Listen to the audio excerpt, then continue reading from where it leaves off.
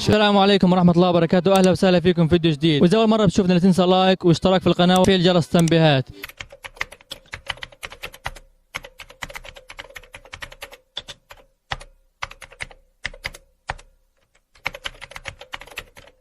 شو استفدت من سنة 2020؟ الكورونا، في اكثر من كورونا واحد بيستفيد الواحد. كورونا خلفت اولادها لقيت لدونا في 2021.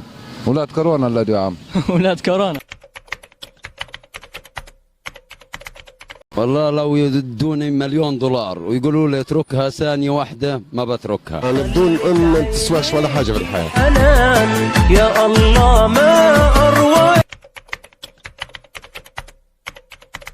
الجزائر. اختار مصر. أنا بختار الإمارات. السعودية بختار. ازور السعودية عشان اعمل عمرة او حج.